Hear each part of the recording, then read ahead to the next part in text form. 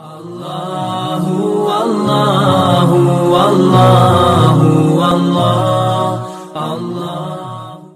خواجہ قطب الدین بختیار کاکی رحمۃ اللہ علیہ، جن کی قبر ہندوستان دلی میں ہے، ان کے بارے میں آتا ہے کہ چونکہ بہت بڑے شیخ تھے، بہت بڑے صوفی تھے، بہت بڑے اللہ کے ولی تھے، جب فوت ہوئے تو انہوں نے وصیت کی مرنے سے پہلے، چونکہ ان کا مرید اس وقت کا بادشاہ تھا سلطان شمس الدین التمش، یہ خود ان کا مرید تھا، تو اس کو بلا کر کہا کہ دیکھو میری نماز جنازہ وہ شخص پڑھائے کہ جس کی زندگی میں کبھی تکبیر اولیٰ بھی فوت نہ ہوئی ہو، وہ شخص پڑھائے کہ جس کی بالغ ہونے کے بعد کبھی تہجد بھی قضا نہ ہوئی ہو، میری نماز جنازہ وہ شخص پڑھائے جس کی زندگی میں بالغ ہونے کے بعد کبھی عصر کی سنتیں بھی قضا نہ ہوئی ہوں۔ اب آپ اندازہ لگائیں، کبھی تکبیر اولیٰ فوت نہ ہوئی ہو، یہ تو بہت ہی مشکل ہے۔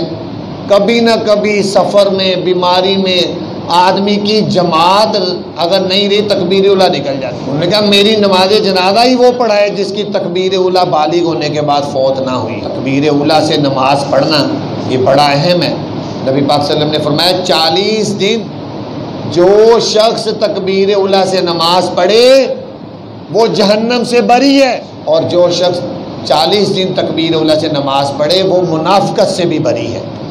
دو بشارتیں دی ہیں، جہنم سے بھی بری ہے، منافقت سے بھی بری۔ تو انہوں نے کہا کہ نہیں، پوری زندگی بالغ ہونے کے بعد جس کی تکبیر اولیٰ فوت نہ ہوئی ہو وہ میری نماز جنازہ پڑھائے۔ اب اعلان کر دیا بادشاہ نے۔ اس زمانے میں کوئی اخبار نہیں تھے، کوئی ٹیلی فون نہیں تھے، لیکن چونکہ بہت بڑے شیخ تھے، دور دور تک خبر پھیل گئی کہ حضرت فوت ہو گئے ہیں۔ لوگ آ گئے، محدثین آئے، علماء آئے، مشائخ آئے، حافظ قرآن آئے، قاری قرآن آئے، ناظرہ پڑھنے والے آئے، عوام تو عوام آئے، لاکھوں کا مجمع، کہ اس زمانے کے لحاظ سے کہتے ہیں کہ عوام کو تو چھوڑو، صرف وہ لوگ جو محدث تھے، جن کو ہم شیخ الحدیث کہتے ہیں، حدیث پڑھانے والے، 15,000 محدث تھے اس نماز جنازہ پڑھنے کے لیے جو لوگ آئے، اور 50,000 قاری قرآن تھے جو آئے ہوئے تھے۔ اس زمانے میں ابھی کوئی خبر نہیں فون کے ذریعے سے دی جاتی تھی، پھر بھی لوگ پہنچے۔ 80,000 ناظرہ خوان لوگ تھے اور باقی عوام علیحدہ۔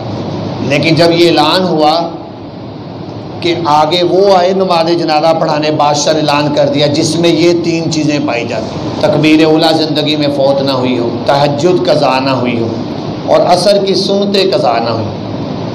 کوئی محدث آگے نہیں بڑھ رہا، کوئی حافظ قرآن، قاری قرآن، علماء آگے نہیں بڑھ رہے۔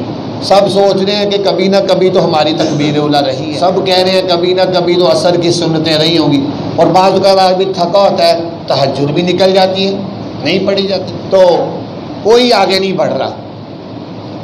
اب ایک دن گزر گیا، شاید کوئی نکل آئے آدمی، کوئی آ جائے کسی طرف سے۔ دوسرا دن گزرا، تیسرا دن گزرا، تیسرے دن کے بعد آخر وہ خود بادشاہ سلطان شمس الدین التمش وہ آگے بڑھا، اور اس نے اپنے، چونکہ یہ ان کے شیخ تھے، یہ شیخ تھے وہ اس بادشاہ کے، قطب الدین بختیار، انہی کے نام سے اس نے قطب مینار بھی بنایا، آپ نے سنا ہوگا قطب مینار۔ اس نے ان کی پیشانی پر بوسہ دے کر کہا کہ شیخ آپ تو چلے گئے دنیا سے، جاتے جاتے میرا پردہ چاک کر کے میری زندگی میں یہ تینوں چیزیں کبھی قضا نہیں ہوئی، تہجد بھی قضا نہیں ہوئی، عصر کی سنتیں بھی کبھی نہیں چھوٹی، تکبیر اولیٰ بھی کبھی فوت۔ یہ اس زمانے کے بادشاہوں کا حال تھا۔ اب تو بادشاہ کیا، M N A M P A کو پوچھو درود شریف سنا دو، وہی نہیں آتا، ان کو کہہ دو آیت الکرسی سنا دو، وہی نہیں آتی، ان کو کہہ دو دعائے قنوت سنا دو، دوسرا کلمہ شروع کر دیتے۔ ایک میڈیا کے آدمی نے، وہ M N A M P A نکل رہے تھے اسمبلی سے، ان کو کہا یار سنانا ذرا آیت الکرسی، دوسرا کلمہ شروع، کسی نے پہلا کلمہ شروع کر دیا، پتہ ہی نہیں، سورہ اخلاص نہیں آتی۔ یہ ہمارے M N A M P A کا حال ہے۔ تو صدر وزیر اعظم کا اللہ ہی حافظ ہے۔